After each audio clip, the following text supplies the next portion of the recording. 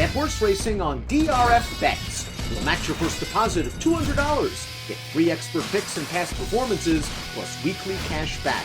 All from Daily Racing Form, the most trusted name in horse racing. Hi everyone, David Aragona here with Craig Milkowski to take a look at one of the 4 stakes races being run at Aqueduct or Belmont at the Big A on Saturday. And this is the most prestigious of the 4, at least according to the American Graded Stakes Committee, since it's the Grade 2 Kelso Handicap. This one, the 5th race on their 10 race card, going the 1 mile distance on the main track. Craig, we've got a field of 6 signed on for this, and I think we're going to have a pretty substantial favorite in the popular number 6 Baby Yoda, who's drawn on the outside.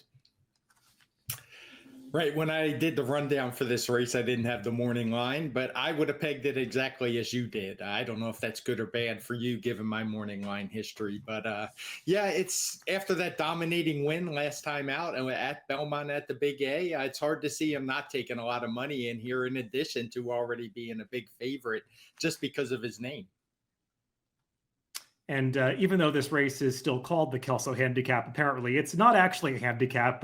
All 5 of the 4 and up runners in this race are carrying the same weight. Only Morello, that 3-year-old, gets in with a slight 2-pound weight break in here. And yeah, Craig, Baby Yoda is a horse that often attracts a lot of support. And I think the fact that he's coming off a victory at this distance is going to attract a lot of money his way. Let's take a look at where he might be placed early in this race, according to the Timeform US Pace Projector. Certainly his rider, Javier Castellano, has some options, having drawn the outside post position, because this is a horse that does have plenty of tactical speed, but he's not one that needs to be in front. Right. I wouldn't be surprised if he led in this field, but as you said, I'm a fan of the outside post in these one-turn races, particularly when it's not a huge field like this one. Baby Yoda can just kind of break, and the rider can see how the pace is developing. And if there's not much, he can go on with it. If not, he can sit off a horse like Empty Tomb, who has some speed and is drawn inside, or even a horse like Shat Queen King, who has shown some speed in the past. Yeah, I agree with this pace projector. I think Empty Tomb is the most likely to go forward early. He's gone to the front before and had success using that running style, so we'll see if Irad Ortiz decides to get aggressive with him.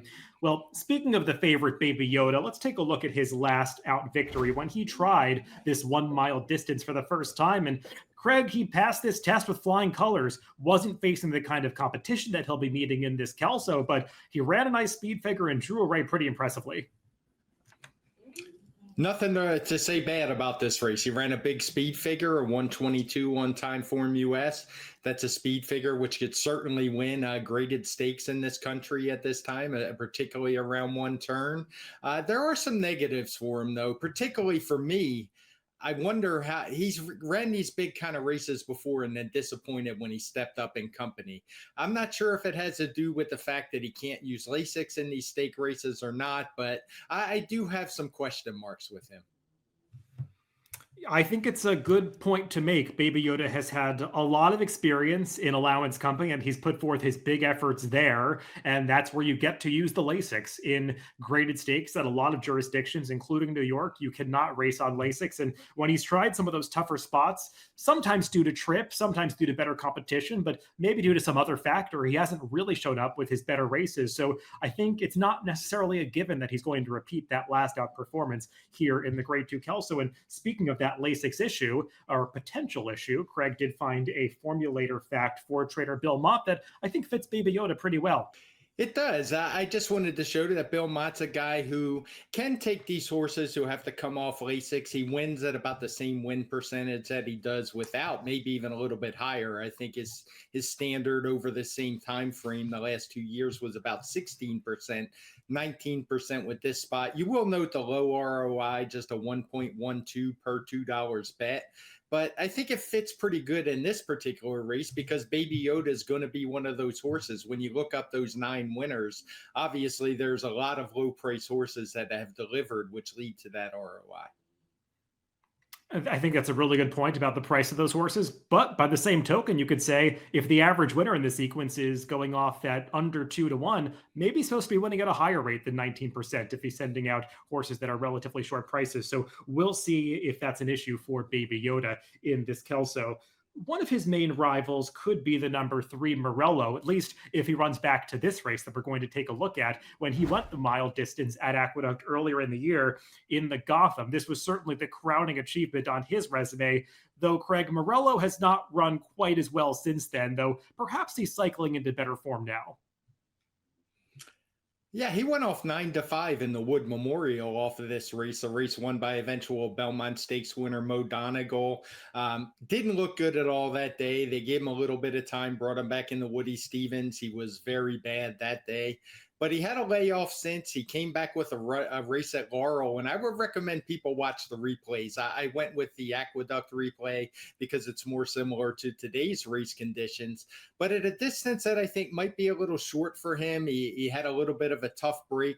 I really liked what I saw from him, the way he was able to circle the field and just show some really nice acceleration going into the turn, beating Greeley and Ben, a horse who's entered later in the card in the Grade 3 Bowl Ruler. So it wasn't like he was beating a weak field that day. It was pretty tough, and I just liked what he saw. And second off the layoff, I would expect him to run better than that 110 speed figure we see last time. I agree. His last performance at Laurel was visually impressive. The pace wasn't that fast, and he made that big looping move to take over at the top of the stretch. That signals to me that he might be rounding back into form. But Craig, I think there's one big problem with Morello, and you mentioned it. He broke so slowly last time, and he's done it 3 times in a row now. You might remember in that Wood Memorial, he just left the gate after the other horses, did the same thing in the Woody Stevens, and then even after the long layoff, again last time, a very slow start. Don't want to do that against tougher competition, especially when you're stepping up against these graded stakes level older horses. So Morello's got to get over those gate issues, but he is a horse that does have plenty of natural ability. Let's move on to the number 1, Shat Queen King, who is a horse who was shipping in from a different circuit, one of a few doing so in this race. We'll take a look at his victory last time out in the Governor's Day Stakes at Delaware. This was over a muddy racetrack, and he certainly handled this going, Craig, but this horse has been in good form for a while now and has achieved victories over fast tracks prior to this. He's seeking his 4th win in a row. He's really hot right now. He's on fire. He's running good speed figures. I said he's won 3 in a row since the layoff. He's won them all rather easily. And even before the layoff, he was running good speed figures, running right in the mid-teens, even when he wasn't winning. So he's just a really good, solid, consistent horse. Draws the inside post, which might be a little bit tricky for a horse like him, who is probably more of a presser than a speed horse. So he will have to work out a trip. I agree. He's going to have to get the right trip from the inside. He's also going to have to take his show on the road. He is a horse who is 5 for 5 at Delaware, and that's where this win streak has been achieved recently. He hasn't always run quite as well at some other circuits, though he did put forth some nice performances at Laurel last year. So we'll see if he can achieve some of those top speed figures moving over to a NYRA track. A horse who does have positive experience at NYRA, who last ran at Delaware as well, is the number 2, Empty Tomb. Let's take a look at his recent allowance victory there, where he was making his return from a layoff. And Craig, this horse had run well at Aqueduct last winter, clearly had no shot when they tried the Pegasus World Cup over the winter, but I think he's coming back in a more realistic spot second off the layoff. Right. He was in great form heading into that Pegasus. What he was doing in that race, I have no idea. He obviously didn't run very well, or maybe he did, and it's just hard to tell because he was so far over his head. But maybe something went wrong because he was off for quite a while, over 8 months. And I liked what I saw from him in that return race at Delaware. He was able to rate off the pace, run down the winner pretty easily, ran a 113 speed figure, and he's got some bigger numbers in his past. Craig, I know you were teasing me before we started recording. When you saw the entries for this race, you knew who I was picking. The number 4, Title Ready, is another contender that we have to talk about in here.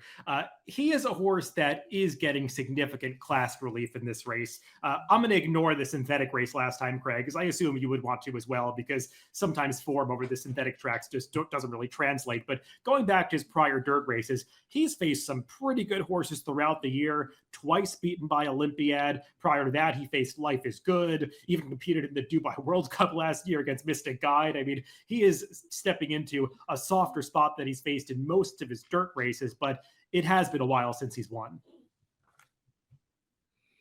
Yeah, he's not a horse that wins a lot, but it's just say part of that's because he does seem to run pretty far over his head sometimes.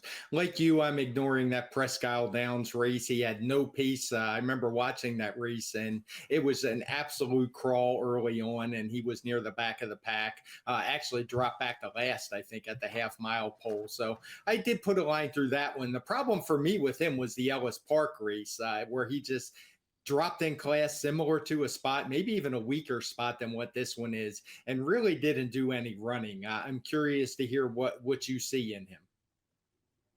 I would say that Ellis Park race two back, it's a better race than it might look at first glance. I know he went off at 5-2 that day, but I think that field was stronger than it might have seemed coming in. The winner in Junction, you might remember, came back in the ACAC at Churchill and was second at a big price behind Senior Buscador. The second place finisher also came back to run well out of that race. I think he actually won his next start with a comparable speed figure. And that was also a race that just was a merry-go-round. There was no closing going on. So even though the pace figures aren't color-coded in blue, it just didn't really set up for title ready. I guess the big concern is maybe this race won't set up for him either, but he's just the kind of horse that has plenty of back speed figures that put him right in the mix, and I think he's going to be the best price of the major contenders. So I'm not going to hesitate to take a positive stance on him. And speaking of my positive stance, let's take a look at our picks for this race. And no surprise, I did put that number 4 title ready on top. Again, not quite sure about the kind of trip he's going to pull in here, but I know he's got the races in him to beat a field like this. And I'm just hoping they come back to him a little bit because he is a horse that does have the speed figures to do it. Well, we're both trying to beat Baby Yoda, obviously, because I went with the 3-horse Morello, the lone 3-year-old in here. I am hoping he's going to be able to get out of the gate a little bit better, second time off the layoff. He's a horse who's ran some speed figures early in his 3-year-old season that would be competitive in this spot. So any improvement for that, and I think he's a strong contender.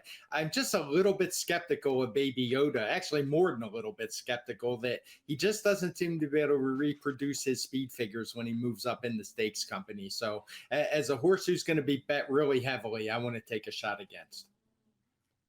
Yeah, I think Craig summed it up well. It's not like either of us are denying that Baby Yoda is one of the more likely winners of this race. Just 6-5 on a horse like this in a race that seems this competitive seems like too short a price. So we're both going in different directions to try to beat the favorite in the Grade 2 Kelso on Saturday at Belmont at the Big A. Good luck if you're playing the races this weekend.